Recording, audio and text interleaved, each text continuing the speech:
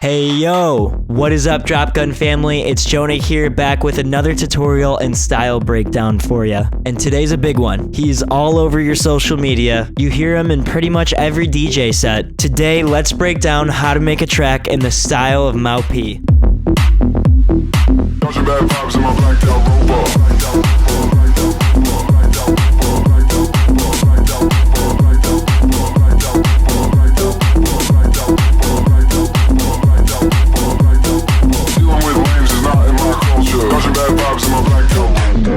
Drugs from Amsterdam dropped and the internet went nuts. Oh my god! Okay, it's happening! At the time of me making this video, it has 67 million streams and I don't see it stopping. So for today's video, we've created a project in that style and we're gonna break down the individual pieces that make it work. This one's gonna be fun. Let's dive right into the project. Alright, let's listen to the full project here before we get started. This project is using vocals from our Vocal Bass and Tech House pack. You can grab that from the link in the description. Dealing with lames is not in my culture. Dodging bad vibes in my blacked out rover.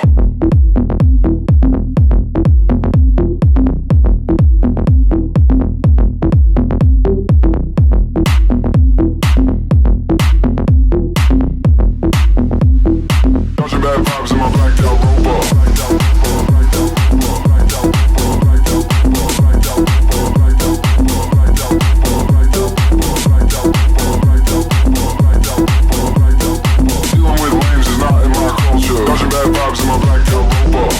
Man. One thing I've noticed about this maup track, and Gimme That Bounce for that matter, is that there's an iconic lead that always acts as part of the groove rather than sitting in front of it. He treats the lead as part of the beat and it allows him to progress it and add more to it as the song moves on. So while we're on that topic, let's talk about those drums. For the kick, we chose a sample that closely resembles the style that maup uses. There's a good amount of that plastic thuddy sound in front, but it finishes with a nice 909 style tail.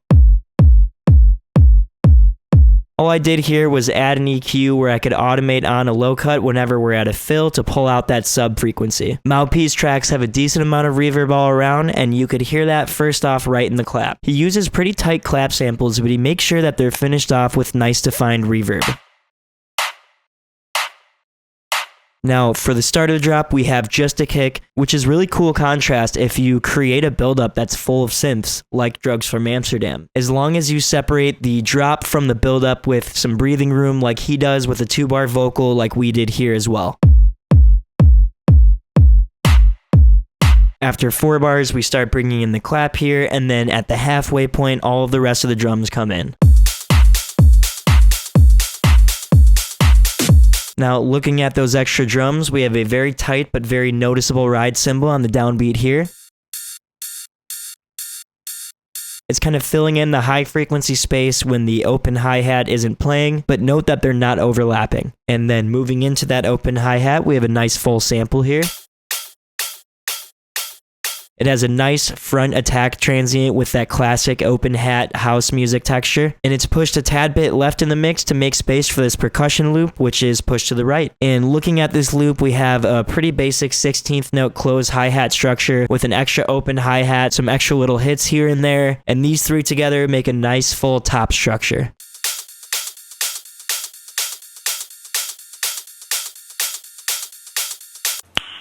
Nice. One thing to note is the swing that you hear in those 16th note hi-hats. It's the same swing that's applied to the rest of the track, and I think it's what really gives maup's track that groove. Now, the last thing I did here was add a little bit of tape saturation to the high frequencies on that grouping. This is acting as a bit of glue to everything, adding some color, and maybe masking some sibilants.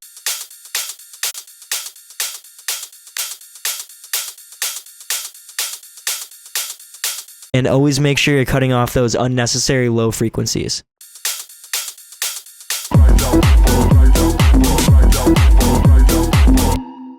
And let's talk about this drum fill here because we use that final snare of the fill to actually finish off the drum loop.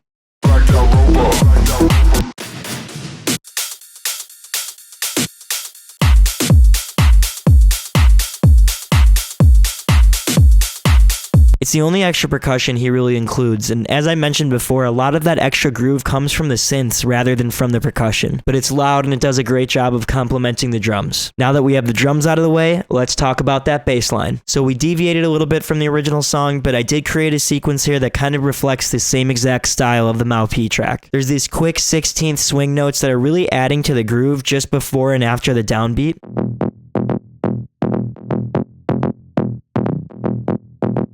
Those quick notes really help push the bouncy feel of the track. Now moving into the synth, it's actually a pretty standard pluck bass patch. It's built off of a pulse width square and a sine wave, so you could just use basic shapes. They're both down 2 octaves and their random phasing is set to 0. The main thing here is that oscillator A has FM warping to oscillator B, and that's really adding a little bit of extra crunch texture to the top of the bass. And since we're using the sine only for frequency modulation, we can turn the level of that oscillator all the way down. The 18 decibel low pass filter is on with a little extra drive and resonance, and both that filter cutoff and the FM from B are being modulated by envelope 1. Here we have just a short pluck envelope, really quick decay around 400 milliseconds, and a sustain all the way down. For effects, just the standard compressor and the tube distortion with a little bit of extra drive will do the trick. Moving into processing, per usual, we have some extra saturation through the multi-band saturator that Neutron provides, and I'm mostly focused on the highs here, adding some color, adding a bit of extra crunch to the bass, and then warming up the lows just a little bit.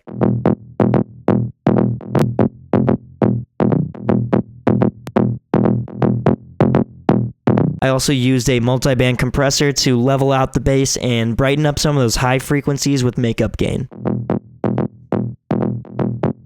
And finish the sound off with an EQ, cutting the lows to make space for the sub. I also added a little bit of a dynamic bell curve here to give some extra snap to the front of the bass.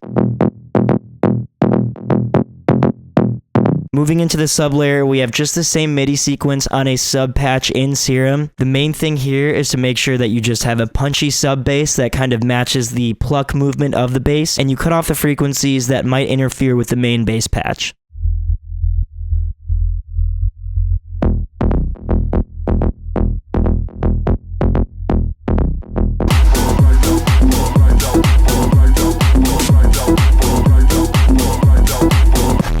And now that we've covered the bass, let's move into the most important part of this, which is the synths. Now first, let's look at this iconic synth line. In the start of the drop here, there's 2 layers, one of them being a sine pluck and one of them being kind of a saw stab.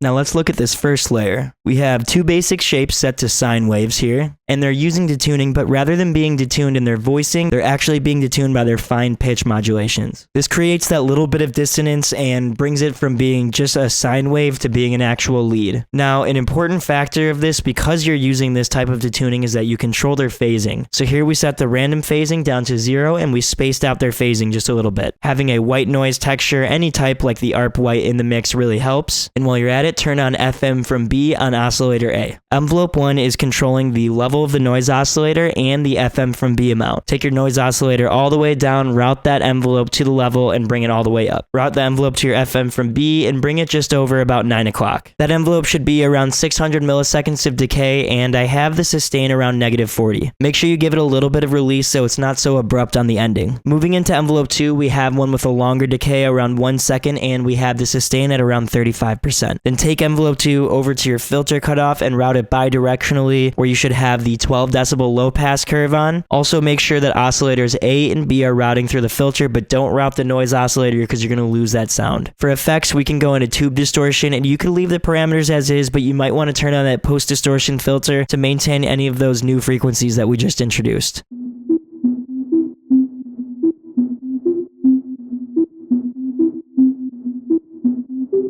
For post-processing, I have this hefty low and high pass filter that are just cutting off any of those unwanted frequencies and just leaving that kind of hollow sound in there, as well as a dynamic bell curve that's adding a little bit of extra attack to the sound. Finish the sound off with a decent amount of reverb. I found around 1 to 1.5 seconds works great, and that's what really brings this sound to life.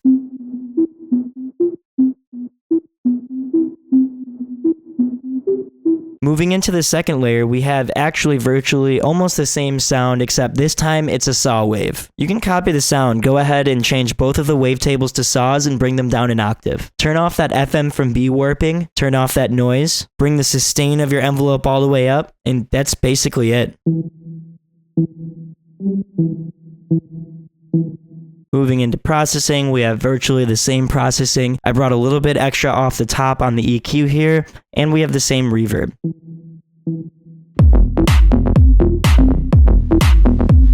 Now, the magic in all of this really comes from the sequence. The sequence in Drugs from Amsterdam is really groovy and finds the pocket of the beat. Those high notes in the melody come out on the off beats, and those low notes come down on the down beats. It's about jumping between those notes to create a bouncy feel. And to syncopate the two sounds and finalize the sequence, take all of those high notes off of your sine pluck and add them to the MIDI of your saw pluck.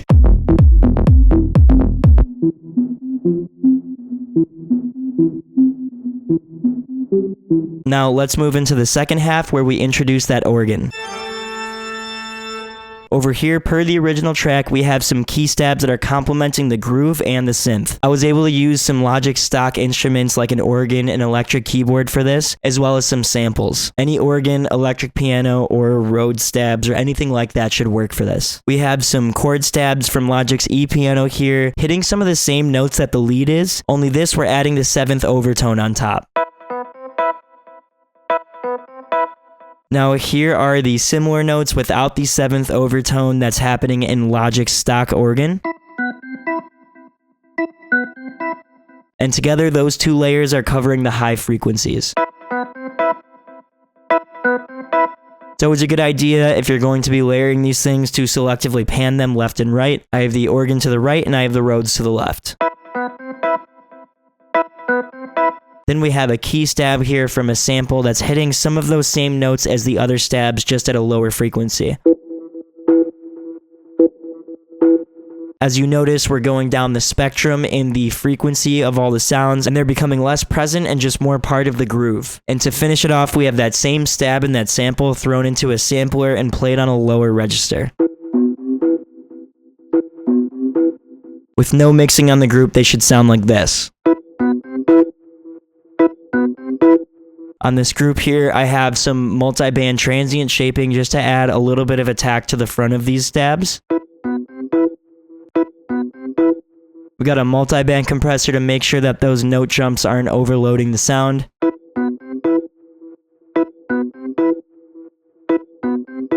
And also some delay and reverb to match the spatial vibe of the main lead.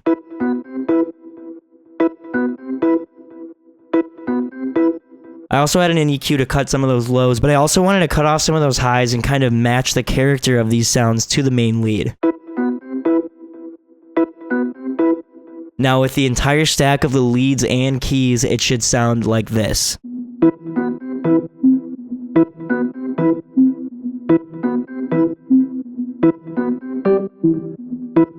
So nice. And with that, you should have a nice full stack of sounds to play with for a track in his style. But now that we have those synths and the bass in place and the drums, I think it's time to talk about some of the cool stuff that maup does with the vocals. And right away, I want to reference a previous video of ours that we did talking about vocal processing, where I make a point of how the sample from Drugs from Amsterdam was recorded from a phone. I also want to reference that because the first two steps that I take in mixing this vocal are actually covered in that video, so you should go check that out. That said, maup employs some interesting distortion techniques to mask the low quality recording of the phone vocal. I'm using a sample from our Vocal Bass and Tech House pack, and I pitched it down a few steps to match the vibe of the original vocal on Drugs from Amsterdam. Dealing with lames is not in my culture. Most importantly, I'm using some actual clip distortion to get that clipped telephone vocal effect. Dealing with lames is not in my culture. Dealing with lames is not in my culture. Dealing with lames is not in my culture. Dealing with lames is not in my culture. This is a good effect to use even on a clean vocal recording because it really creates intensity before a drop. I finished off the vocal with some very small room reverb to make sure that it wasn't just dry and static in the mix, and also some EQ to cut out those low frequencies that were created from the distortion. Dealing with lames is not in my culture. Dodging bad vibes in my blacked out robot.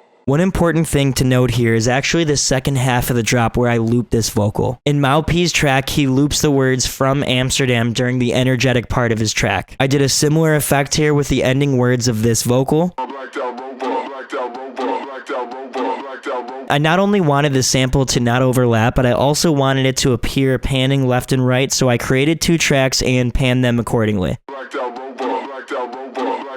And in the mix, I went ahead and captured the sound in a slightly tighter EQ to make sure that it fit within the drop well.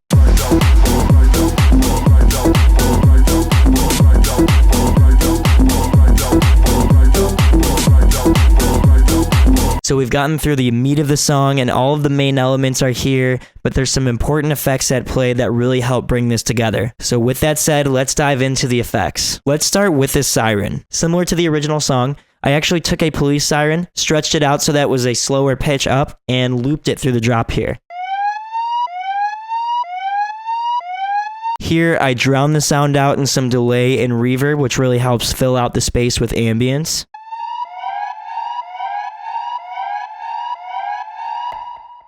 And threw on a really tight low-cut EQ to separate it from the rest of the sounds.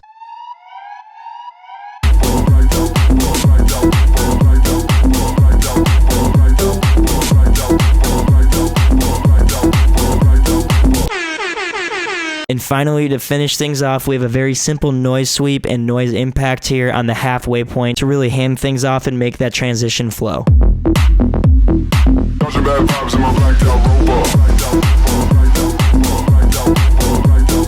And those are the final pieces that bring this whole drop together. So one more time, let's go back and listen to this drop. Dealing with lames is not in my culture. Dodging bad vibes in my blacked out rover.